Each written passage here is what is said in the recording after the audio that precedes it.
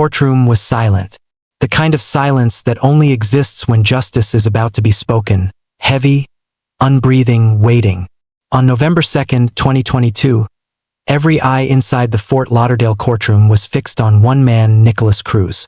The same man who had shattered countless lives on that horrific February day at Marjorie Stoneman Douglas High School. Standing before Judge Elizabeth Scherer, his face was pale, almost hollow, as she prepared to deliver a sentence that would define the rest of his existence. Parents of the murdered children sat motionless. Some clutched photos, others clasped their hands so tightly it looked painful. The air itself felt vengeful.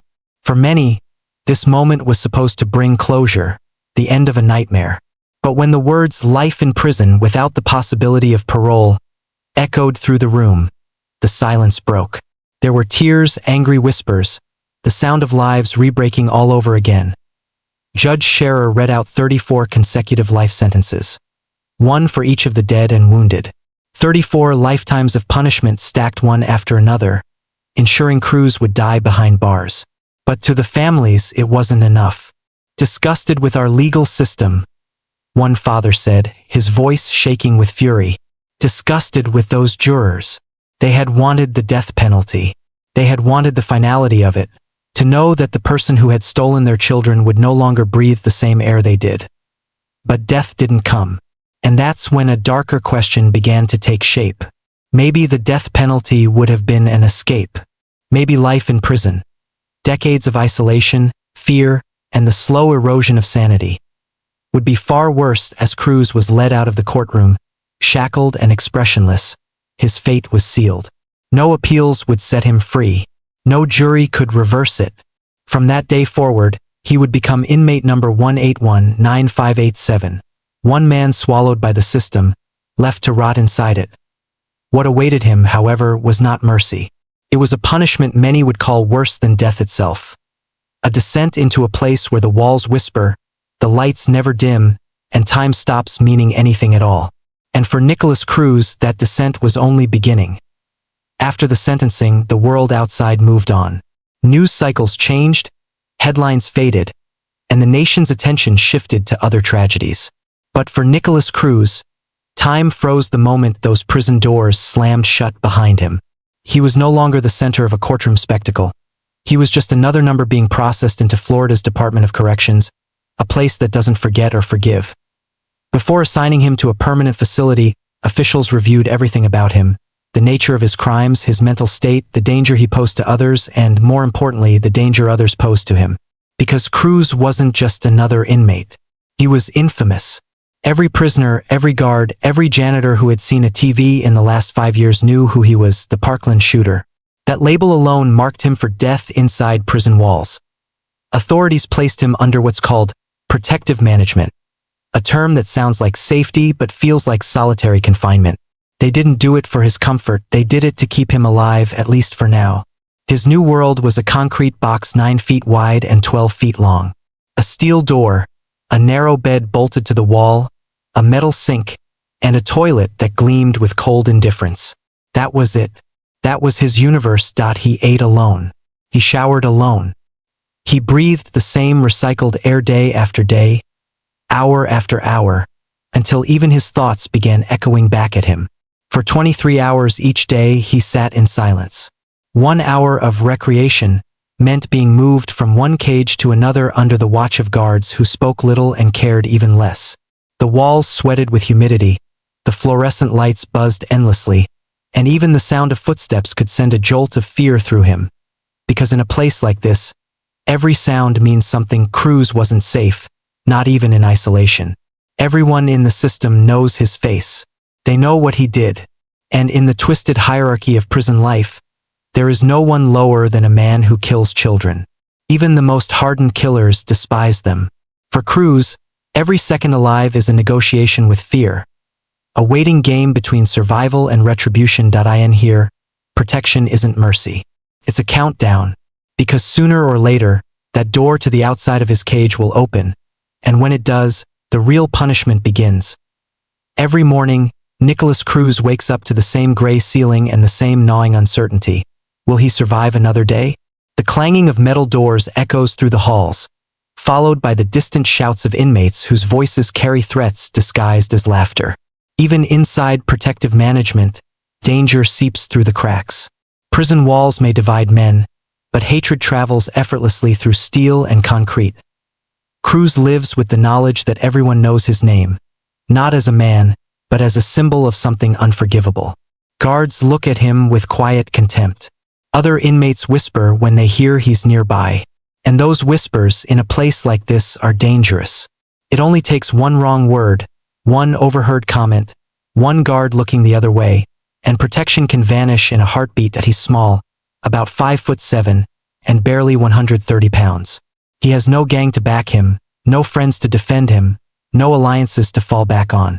In prison, loyalty has a price, and Cruz does have one thing of value: money. The inheritance left behind by his late adoptive mother. But even that's a double-edged sword. Inmates who offer protection rarely do it for free. They expect payment, favors, obedience. And for someone like Cruz, trusting anyone is like handing them the knife they'll later use. Isolation eats at the mind, too. Studies call it sensory deprivation, but to Cruz, it's something deeper: the slow unraveling of thought. The silence starts to sound like static. Shadows move when they shouldn't. Time loses its shape. He talks to himself sometimes, though he probably doesn't realize it anymore. He paces the narrow cell until his muscles ache, then sits on the edge of his bed staring at the wall, as if waiting for it to blink. Some guards say he mutters at night. Names, apologies, numbers. Whether it's guilt or madness, no one knows. But psychologists have long said that extended isolation fractures people from within. Anxiety grows into paranoia. Days blur into each other. The human brain, stripped of interaction, begins to collapse inward. For most inmates, prison is punishment. For Cruz, it's a slow psychological death, one heartbeat, one hallucination, one sleepless night at a time. And somewhere deep down, he must wonder if the families were right, if the death penalty would have been the easier way out. But isolation doesn't last forever. Not in a system as overcrowded and unpredictable as Florida's. Eventually, even those in protective management are cycled back toward the general population. It's not a question of if, it's a question of when. For Nikolas Cruz, that inevitability is perhaps the most terrifying part of all.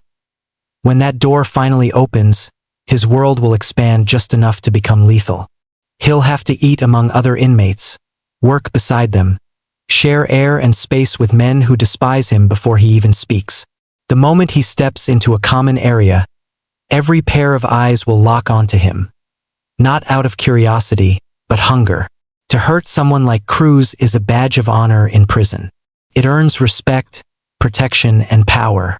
For many, it's worth the risk of extra years behind bars.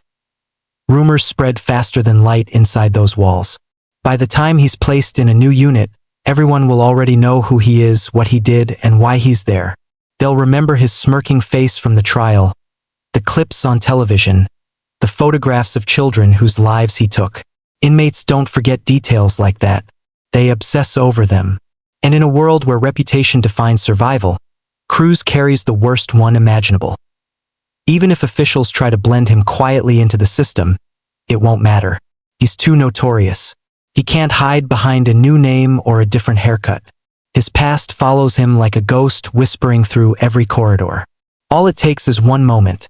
A food tray passed to the wrong person, a shower taken at the wrong time, a cellmate who sees an opportunity. The day Cruz joins general population, he'll no longer be alone. He'll have a cellmate. A stranger who might see in him a chance for revenge, for justice, or simply for infamy. Every meal, every walk to the yard, every mandatory work shift becomes a gamble. He'll never be able to relax, never be able to trust that a guard will intervene in time. And if someone does attack him, the others will look away. Some guards might even think he deserves it. There are men in that system who have nothing left to lose. For them, hurting Nikolas Cruz would be a kind of justice the courts couldn't give. And that's the world he's heading toward, not execution, but the slow certainty that someday, someone will decide his punishment for him. Inside that cell, time moves differently. It stretches, distorts, and bends until days feel endless and nights never really end. For Nikolas Cruz, Every passing hour is a reminder of the lives he destroyed. 14 students, 3 staff members, 17 others wounded. Their names echo in public memorials, school hallways, and family homes frozen in grief.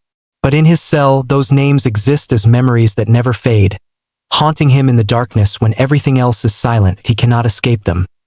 Not the sound of gunfire, not the faces of the children he killed, not the screams that once filled those school halls. He may have traded a courtroom for a prison cell, but the ghosts of his victims followed him in. They live in the corners of his mind, in every echo, in every drip from the rusted pipe above his head. And though he'll never admit it, he knows they are the only company he'll ever have again. In November 2018, months after his arrest, Cruz attacked a jail officer, lunging, trying to grab his taser, fueled by some impulsive rage that showed he hadn't changed. The outburst earned him 25 more years added to his sentence, but it did something else too. It reminded everyone that he was still dangerous. That attack erased any trace of sympathy anyone might have had. To the guards, he became a liability. To the inmates, a target. In the rigid world of prison life, attacking an officer marks you for life. The guards remember. The inmates remember. And when they see Cruz now, many don't see a broken young man. They see a chance to balance a moral scale. He will live among people who crave that moment of retribution. Men who want to be the one who makes him pay for the 17 who never came home. And yet, even in that hellish existence, there is no end date. Death row inmates live with a countdown, an end in sight, however grim. But Cruz doesn't have that. His punishment stretches across decades, maybe half a century. The walls won't change. The bed won't get softer. The light above his head will never turn off. Each sunrise brings nothing new, just another day closer to madness. He will live long enough to feel every ounce of his punishment, to decay slowly in a place that never forgets what he did. Years from now, the world outside will move on. New stories will dominate the headlines, new tragedies will unfold, and generations of students will pass through the rebuilt halls of Marjorie Stoneman Douglas High School. But inside that cell, time will remain still. Nikolas Cruz will grow older, weaker, smaller. A forgotten figure locked behind layers of steel and silence. The anger that once made him infamous will fade, replaced by something far emptier. Insignificance. There will be no redemption arc for him, no second chance at a normal life. The system doesn't forgive, and society won't either. The families of his victims won't wake up one morning and feel peace because he's still breathing.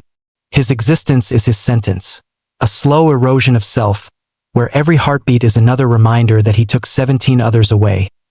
Inmates who knew his story will eventually be transferred, released, or die. Guards will retire.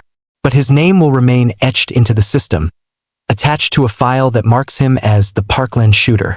And every new correctional officer, every counselor, every psychologist who reads that file will see him not as a man, but as a monster frozen in time, a symbol of senseless violence that he may read books, pray, or write letters no one answers. He may stare at the wall and try to imagine the faces of the people he once killed, searching for meaning, for forgiveness, for anything to fill the void. But forgiveness is not something time grants. It's something earned, and for Cruz, that path is closed forever. There's a quiet irony in his punishment.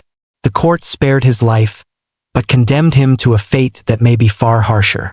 He will never walk under the sun without supervision, never feel the warmth of another person's hand, never hear his own name spoken with kindness again. In the end, his story becomes a warning, a reflection of how one person's darkness can ripple through countless lives, leaving scars that no sentence can ever heal.